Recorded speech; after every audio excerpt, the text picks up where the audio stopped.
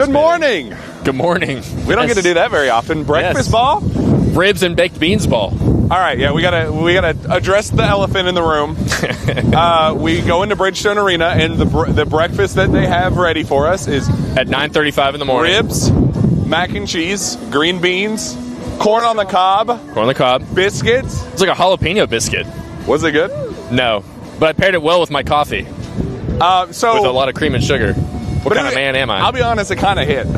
Yeah, I mean, it filled my belly up. I'm ready to rock. I'm ready to cover some Kentucky basketball. Jack Pilgrim here with Zack Geoghegan, Drew Franklin, Tyler Thompson.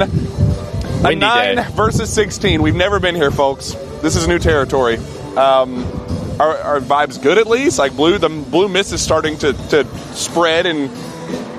No, there's plenty of Kentucky fans already in there. There's plenty of Kentucky fans floating outside here. The vibes are high over here. We saw Caleb Williams is out there getting up some shots. He's ready to play. He was off the injury report. Yep. I think Brandon Garrison as well was removed. So should be as healthy as they can be.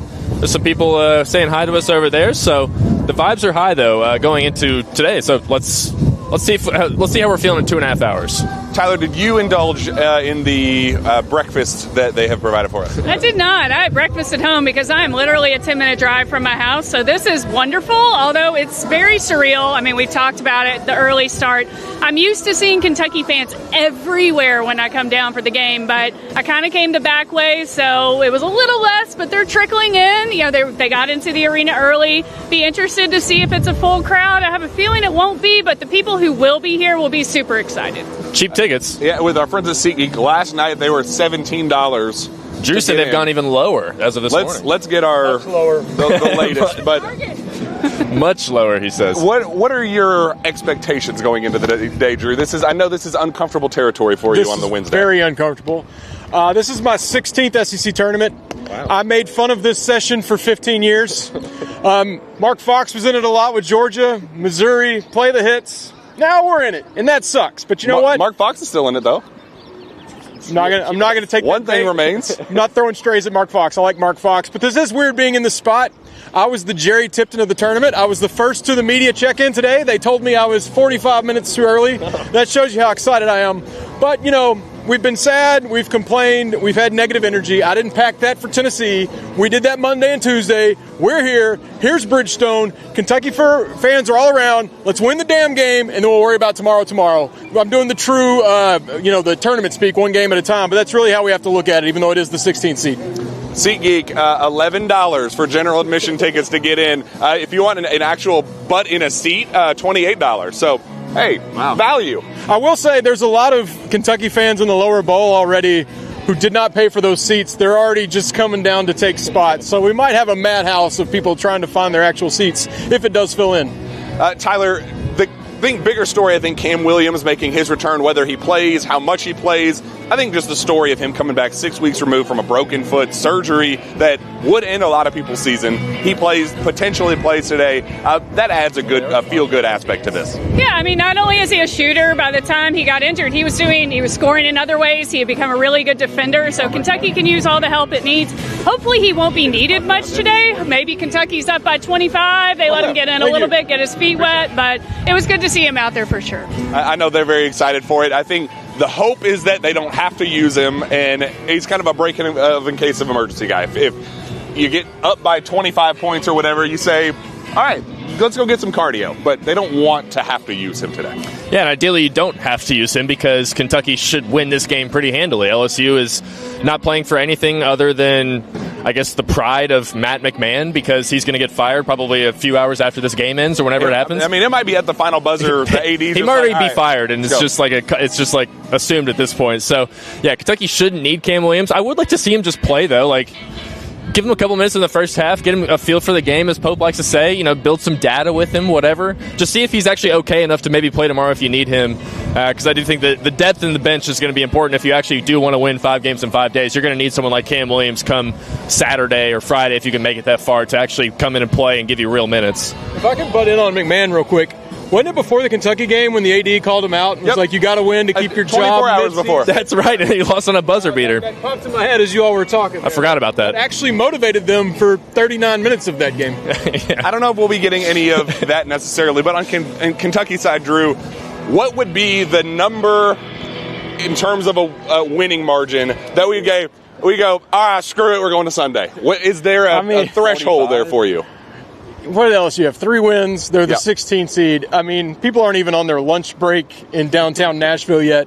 I think to really get excitement by winning this one, you'd have to smoke them by like 15, 20 plus. I mean, we'll be excited about a win regardless, but to get that optimism, I think you'd really have to put it on LSU today because they're that bad. Is there any level of confidence if Kentucky wins by 20 that you say, all right, screw it, let's go win a championship? Maybe if they win by 20 tomorrow. I mean, I think that's where I'm at. I mean, this team is so inconsistent. Just get through today, beat Missouri, and then we can start to feel better about things. In terms of takeaways, what are you expecting to happen today, Zach? Any individuals that jump out at you, say, that's a matchup that we need to keep an eye on? I mean, I think we can expect another a good game from Ortega and Denzel. We're just kind of at that point. I do think we're going to get another 20 burger from Ortega, give him 26. That's what I've been saying, parroting the last couple of days. I think he's going to have a big game. Denzel's just been steady. I think we mentioned it on Sources Say last night. Shout out to JBJ's. Be there again tonight, we'll 7 p.m. back there tonight. Time. Plug for that. Colin Chandler, I'd love to see him get going again and maybe find a little bit of a rhythm, try and get some open space. This would be the team to do it against because I don't think LSU is going to try and hug him and guard him the way that Texas A&M and Florida did. So let's see if he can get free, maybe be a little bit more aggressive, try and get yourself to the rim, throw a dunk on somebody's head. Let's see if he can bounce back and have a big game. And then I think Malachi Moreno should be able to feast. He's just the biggest dude out there. He should be able to have a pretty good game. But yeah, one thing I will ask, Jack, would you rather have a 20-point win or another Malachi Moreno game winner? No, I loved it. The first time I can watch one it on game YouTube. Winner's enough. I can watch it on YouTube over and over and over again. I never want to see that again. So, I did like Matt McMahon's bit yesterday when I asked him, have you watched the game winner? He said, I saw it live. I don't need to watch it again. So yeah, I'm with you, buddy. He's a good sport. I think he knows he knows where he's at right now. Yeah, so he was letting his team shoot half-court shots for half an hour yesterday. Yeah. So the weather is great. It's not going to be great for long. I think it's going to turn into an absolute mess. So enjoy this for right now. Let's get a feel-good win and just survive in advance. Let's keep this thing rolling. Parlour Pizza pregame predictions. Let's jump in there. I like the Cats. I believe I submitted 76-67 for our nice graphic. After watching Yelovich warm up, watch Yelovich in the corner. He was draining corner threes. I'll be honest, I haven't watched him warm up all season, so maybe he does that every game. He does. That's what he does. Well, for the first time I saw it, so watch the Yelovich corner threes today. You heard it here first. Shout out Parlour Pizza. Tyler Thompson. I'm trying to remember what I put on the graphic. I think it was Kentucky 78, LSU 75.